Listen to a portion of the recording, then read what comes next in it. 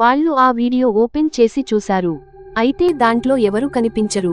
కానీ ఒక అమ్మాయి భయంకరంగా అరుస్తూ, ఇది నా దారి, ఇక్కడికి ఎవరు వచ్చినా మళ్ళీ తిరిగి వెళ్ళలేరు అని అరుస్తుంది. అందరూ చాలా భయపడతారు. పోలీసులు అక్కడ ఏమైంది అని తెలుసుకోవడానికి చాలా ప్రయత్నిస్తున్నారు. కానీ వంశీ ఆచూక తెలియడం లేదు. ఇటువైపు వంశీ కుటుంబ సభ్యులు కూడా ఆందోళనకు గురయ్యారు. వంశీ బ్రతికే ఉన్నాడా లేక చనిపోయాడా అని ఆలోచన వాళ్ల మనస్సులో నాటుకుపోయింది. అంతలో వాళ్లకి ఒక ఫోన్ వస్తుంది. హలో అమ్మ, నేను ఇక్కడ క్షేమంగా ఉన్నాను, మీరు నా గురించి భయపడకండి అని వంశీ వాళ్ల అమ్మతో చెప్తాడు. ఎక్కడ ఉన్నావ్ అని వాళ్ల నాన్న అడిగేలోపు కాల్ కట్ అయిపోతుంది. వంశీ అమ్మానాన్నలకు ఒకవైపు వంశీ బ్రతికే ఉన్నాడు అని సంతోషం, ఎక్కడ ఉన్నాడో మళ్ళీ ఏ ఆపదలో పడతాడో అని భయం ఇంకోవైపు ఉంటుంది. అసలు ఏం జరుగుతుందో ఎవరికి అర్థం కావడం లేదు. వంశీ కాల్ చేశాడు అని పోలీసులకి తెలుస్తుంది. ఆ కాల్ ఎక్కడ నుంచి వచ్చింది అని కనుక్కొని అక్కడికి వెళ్లారు.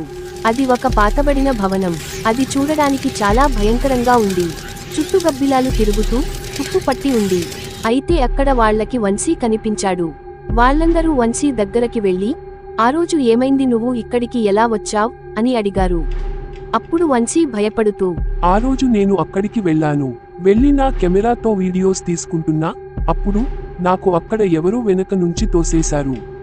నేను అక్కడ కళ్ళు తిరిగి పడిపోయాను. తెల్లవారి లేచి చూడగా నేను ఇక్కడ ఉన్నాను. నా ఫోన్ సిగ్నల్ లేదు, ఒక్కసారి వచ్చింది. అప్పుడే మీకు కాల్ చేసి చెప్పాను, మళ్ళీ సిగ్నల్ చూపించలేదు. అంతలో ఒక దెయ్యం అక్కడికి వచ్చింది. అందరూ చాలా భయపడిపోయారు.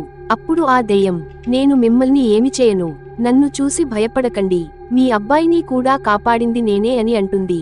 అసలు ఆ దెయ్యం ఎవరు, ఎందుకు వంశీని కాపాడింది అని తెలుసుకోవాలి అంటే పార్ట్ 3 గురించి వెయిట్ చేయండి.